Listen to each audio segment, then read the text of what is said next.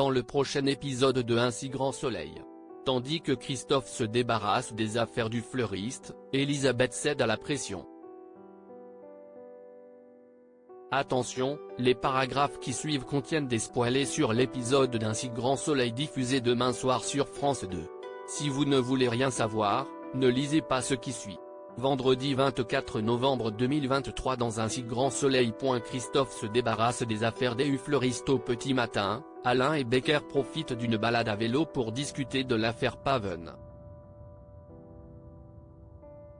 Le commissaire reconnaît alors que cela n'a pas été simple pour Janet d'apprendre que le père Silvio était un criminel. Alain la comprend et ce d'autant plus que le prêtre n'a pas du tout le profil d'un tueur en série. Pendant ce temps, Cécile, Christophe et Achille prennent le petit déjeuner en famille. L'occasion de discuter des activités qu'ils vont faire ce week-end. Plus tard, Charles peine à se concentrer au travail. À fleur de peau, le jeune homme se confie à Christophe. Ce dernier lui rappelle donc qu'il n'a aucune raison de s'inquiéter puis le pousse à prendre quelques jours pour se changer les idées. Ce qu'il accepte. Une fois le jeune homme parti, Christophe s'empare de son ordinateur et efface tous les dossiers de ses victimes. Il met ensuite toutes les affaires du fleuriste dans un sac poubelle puis se rend au milieu d'un étang avec une barque et les jette dans l'eau. Au commissariat, Manu a fouillé dans le passé du père Silvio et n'a trouvé aucun lien qui le reliait à l'ensemble des victimes.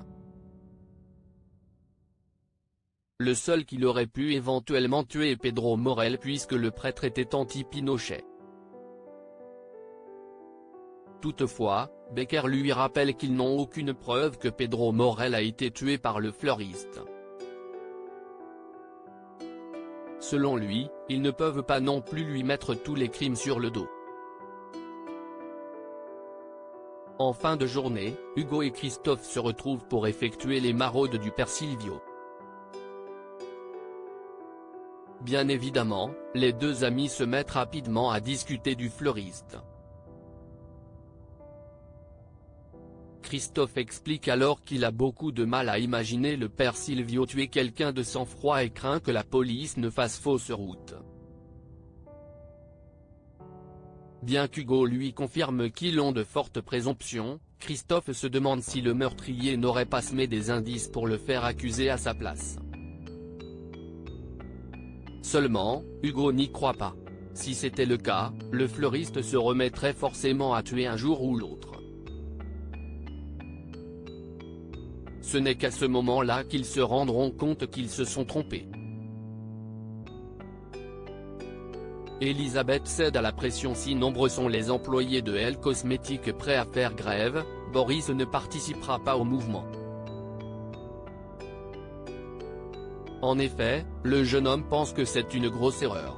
Soit la grève dure 24 heures juste pour marquer le coup, soit il se lance dans un véritable bras de fer qui durera 1 à 2 semaines. Seulement, la période de Noël arrive à grands pas.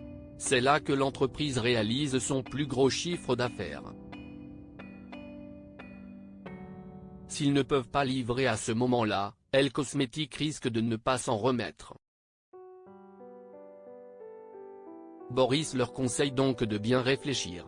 Tandis que Karine lui rappelle qu'Elisabeth a menacé de la virer, Boris répond qu'elle ne le fera pas. D'après lui, elle a dit cela uniquement sur le coup de l'énervement. Une déception pour Karine et Henrik qui espéraient avoir le soutien de leurs nouveaux collègues. Pendant ce temps, Berthier tente de convaincre Elisabeth de calmer le jeu en reprenant les négociations. Malheureusement, cette dernière reproche au comptable de vouloir faire plaisir à tout le monde en cédant à tout. Elisabeth accompagne ensuite Boris au rendez-vous avec la société Haddock. À la fin de leur entretien, Elisabeth félicite son nouvel employé pour son travail. Ce dernier lui explique alors que le préavis de grève pourrait mettre en péril leur projet. En effet, un conflit social pourrait freiner l'agence et leur réputation en prendrait un coup. C'est pourquoi, il conseille à la chef d'entreprise de faire un geste. Bien évidemment, elle le prend mal et lance qu'elle n'a pas attendu le jour de sa naissance pour apprendre à gérer une entreprise. De retour à Elle Cosmétiques, Elisabeth propose à Henrik une augmentation de 2% à compter du 1er janvier 2024 puis 2% supplémentaires au 1er janvier 2025. S'il trouve la proposition convenable, Henrik aimerait aussi savoir ce qu'il va se passer pour Karine. Reconnaissant qu'elle s'est un peu emballée, Elisabeth précise qu'elle n'a absolument pas l'intention de la virer. Elisabeth le charge d'annoncer à Karine qu'elle est prise en CDI. Les salariés de Elle Cosmétiques organise plus tard un pot pour fêter l'accord obtenu. De son côté, Karine se montre distante à l'égard de Boris et celui-ci confiera d'ailleurs plus tard à sa sœur combien il en a marre qu'on le voit comme un gosse de riche quoi qu'il dise.